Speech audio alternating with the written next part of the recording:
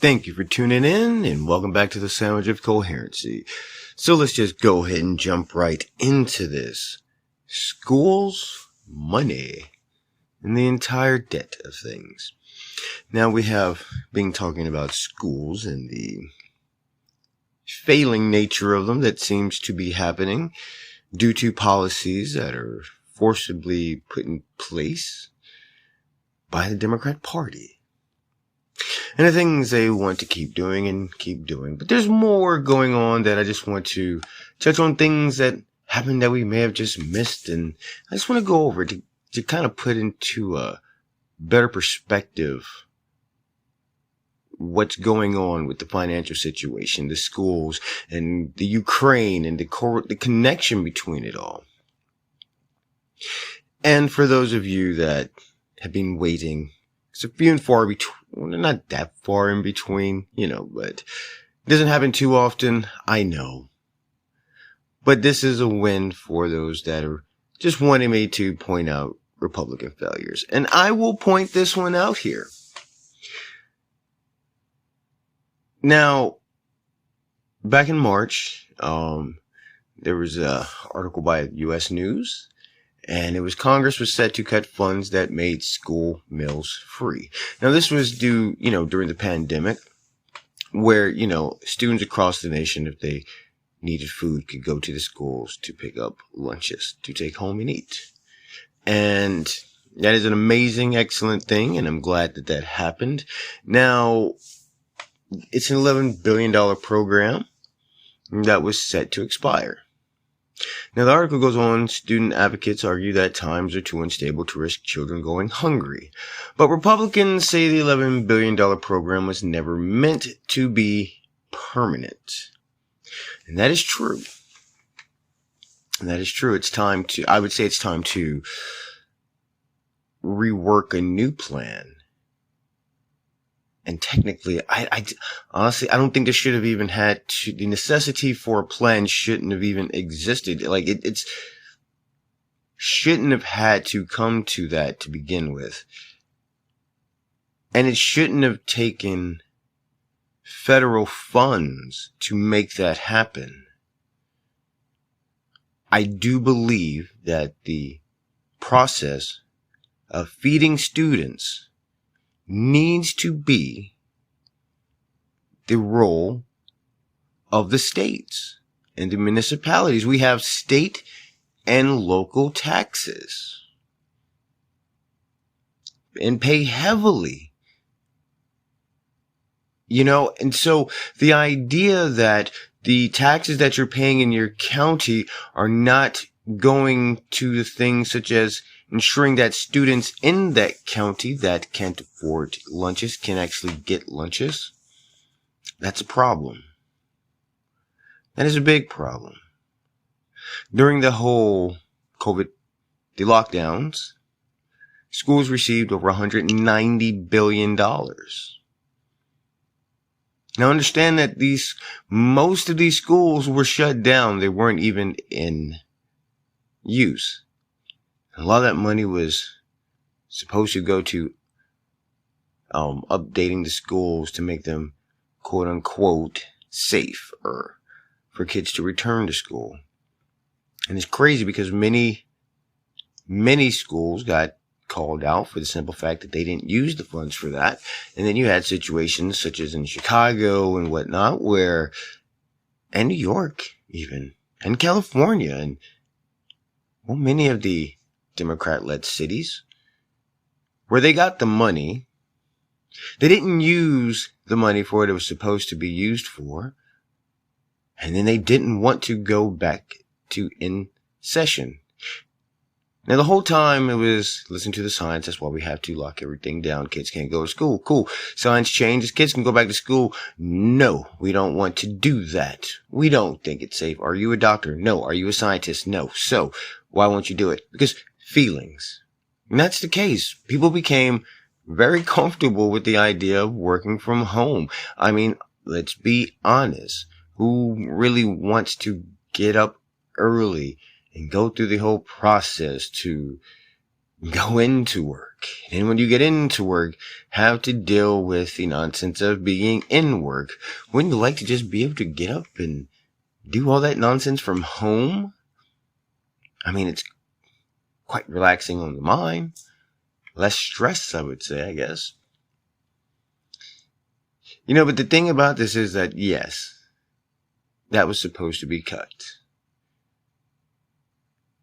And I just think that, the simple fact that places that tout how extremely wealthy and how much they do and how much money they take in and how much money they give to the rest of the United States, these very areas seem to be the ones screaming the most for federal assistance to feed students. I personally think that there should be no payment plans or any kind of programs like that. If their families meet the requirements for them to be able to receive lunch assistance, then they should receive lunch for free. Period. That should just be how it is. And I don't understand why it's just not simply like that across the board. Now, I know that not all municipalities take in enough to be able to do that. And that's a situation where, yes, then federal assistance should be granted. That way, we're not overspending. That way, the money is not being wasted. And so another thing about that is that the school problem is getting worse. The supply chain, we talk about the supply chain, we talk about how it affects the stores and such, but we never talk about how the fact that it's affecting schools. There are many schools across the United States that are dropping many items from their menus. A lot of those are healthy items because the supply chain is broken. And again, like they've said before, we're probably not going to see it start to get better till the fall of this year. That's a while to have to wait. A long while. So, and it's getting really tough for people. But in the simple fact that schools, though, are having to remove items, that should really, really, really put some kind of fear in people's hearts that the spewing that's coming out of the White House is nonsense. I mean, look at the whole baby formula shortage. There's so many contradicting reports coming from the press secretary, coming from the White House, coming from the FDA. I mean, coming from the companies.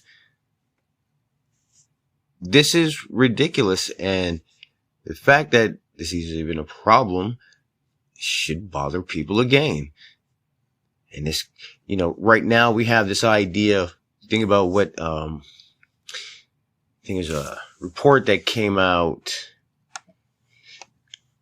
on Yahoo Finance. I remember. Hold on, let me see, pull this up.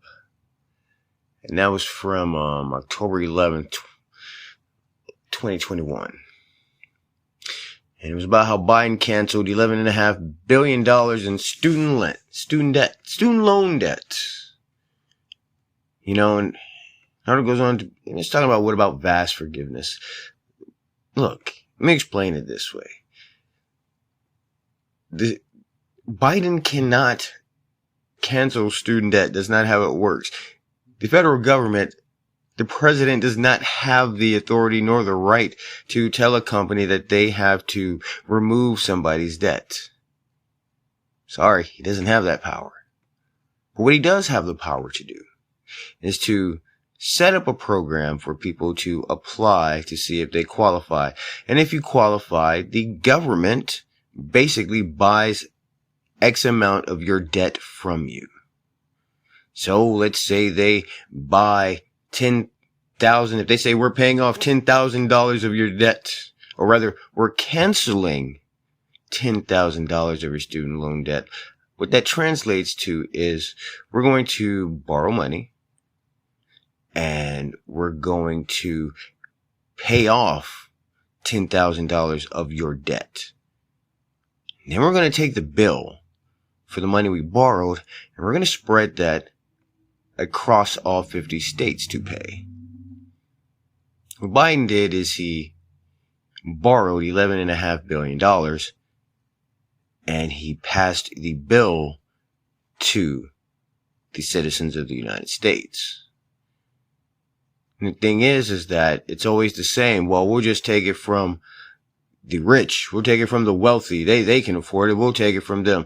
And the thing is, look, I say this all the time, and people say it's kind of heartless, but it's not. I mean, look, if you want these kind of programs and whatnot, you have to be willing to pay higher taxes. People like to bring up other countries. Oh, this country does this. They do that. They pay higher taxes. So you got to ask yourself, for all these programs and all these things you really want, how much are you willing to pay? Will you pay 40%? Will you pay 50%? Are you, like in some places, willing to pay 60%? Is it worth it to you? So again, we're keeping it with the schools. Yes, he just passed an $11.5 billion debt onto the American people. And the crazy thing is, if you remember, people made jokes about it, but you have countries making ads about the hungry children in the United States. He's got that 5.8 budget bill they wanted to pass. 5.8 trillion. That wasn't going to feed all the starving children. About 73 trillion set to possibly be spent over the course of the next 10 years. That's not feeding all of the children.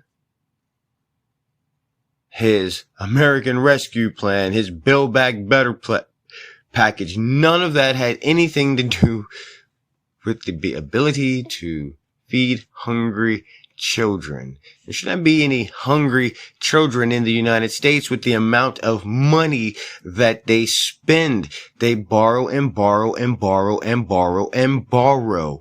And for some reason, the American people just keep getting poorer and poorer and poorer. So yes, something has to be done about this spending. Something has to be done about this, because this is not creating a good future. And now, so that's the schools. That's the money. But what about the debt of things? The debt of things, I guess,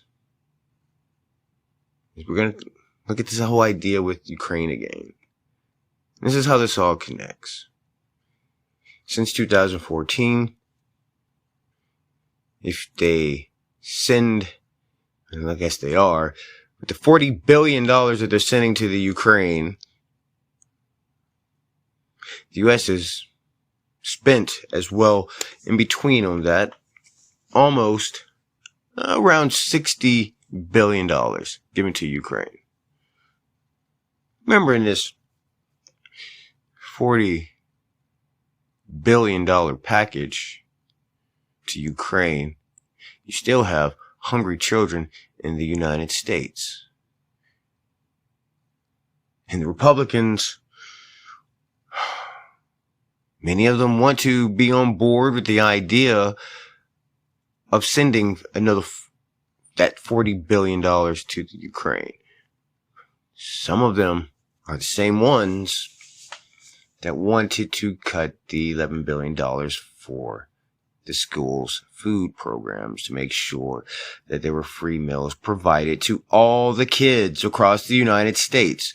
And this is what I'm saying. The spending has to be pulled in. Something has to be done.